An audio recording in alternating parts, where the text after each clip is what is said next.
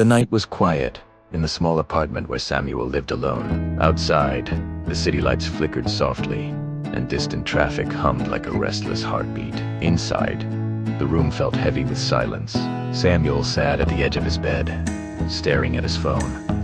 The screen was dark. No new messages, no missed calls, no notifications, just silence. A year earlier, Samuel's life had looked completely different. He had a stable job at a logistics company, a comfortable routine, and plans for the future. He had even started saving money to open a small business of his own. But life has a strange way of changing direction when you least expect it. One afternoon, his manager had called him into the office. At first, Samuel thought it was a normal meeting, but the look on his manager's face told a different story. "I'm sorry, Samuel," the manager said quietly. "The company's downsizing. We have to let some people go." Samuel felt his stomach tighten. "Am I one of them?" he asked. The manager nodded. "Who's like that?"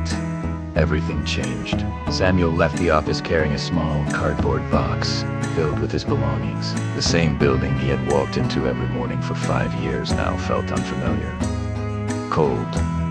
Empty. At first, Samuel stayed hopeful. He updated his resume. He applied for jobs online. He attended interviews. But weeks turned into months. Each time he thought he had a chance, the same message arrived. "Thank you for applying, but we have decided to move forward with other candidates." The words began to feel like a wall, closing in around him. Money slowly disappeared from his bank account. Bills piled up on the kitchen table. Some nights he couldn't sleep. Other nights he slept too much, just to escape the worry. Friends stopped calling as often, not because they didn't care, but because everyone was busy living their own lives. Samuel began to feel invisible. One evening, he sat at the small table in his apartment, staring at his phone again. He had just finished another job application, another hopeful message sent into the unknown. He placed the phone face down and rubbed his tired eyes. "Maybe it's time to give up," he whispered to himself. The room stayed silent. Minutes passed.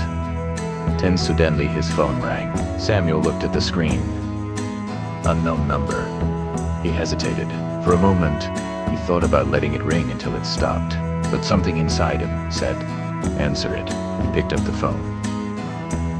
"Hello?" There was a pause on the other end. Then a woman's voice spoke. "Hello. Is this Samuel Carter?" "Yes, this is Samuel." "Hi, Samuel. My name is Linda. I'm calling from Bright Path Logistics." Samuel sat up straight. Bright Path Logistics. He remembered the name. He had applied there nearly 3 months ago. "We reviewed your application earlier this year," Linda continued. "But at the time, we filled the position with another candidate." Samuel felt his heart sink slightly. He had heard this story before. But Linda kept talking. However, that candidate recently left the company, and while reviewing past applications, your name stood out again. Samuel felt a flicker of hope. "We were impressed with your experience," she said. "Are you still looking for work?" Samuel almost laughed from disbelief. "Yes," he said quickly. "Yes, I am." Linda smiled through the phone. "Well, if you're available tomorrow morning, we'd like to invite you for an interview sample cold and tea." "Speak for a moment." The silence stretched between them. "Samuel?" Linda asked. "Yes," he said finally, his voice shaking slightly. "I'll be there." The next morning, Samuel woke up earlier than he had in months.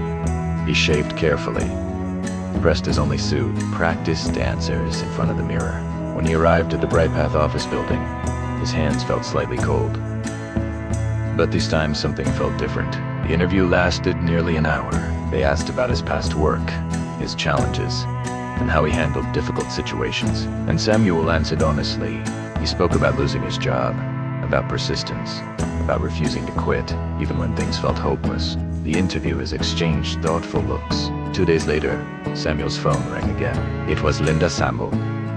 She said warmly, "We would like to offer you the position." Samuel closed his eyes in relief. "Thank you," he whispered. But the story didn't end there.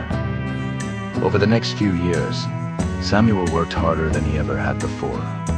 He arrived early, stayed late, helped his coworkers whenever they needed it. Slowly, people began to notice. His manager noticed. Then the company director noticed. One promotion followed another, until one surprising afternoon, Samuel was called into a meeting. The director smiled and slid a document across the table. "We believe you're the right person to lead our new regional division," he said. Samuel looked at the paper in disbelief. Years earlier, he had been sitting alone in a silent apartment, ready to give up. Now he was being asked to lead an entire division. Later that night, Samuel sat in his living room holding the same phone that had once seemed so quiet. He looked at it and smiled, because sometimes the moment you feel like giving up is the exact moment life decides to call you with something unexpected. One phone call can change everything, and sometimes all you have to do is answer. If you're going through a tough time, please remember that support is available. You can reach out to crisis hotlines or mental health professionals. Your story isn't over. Thanks for watching.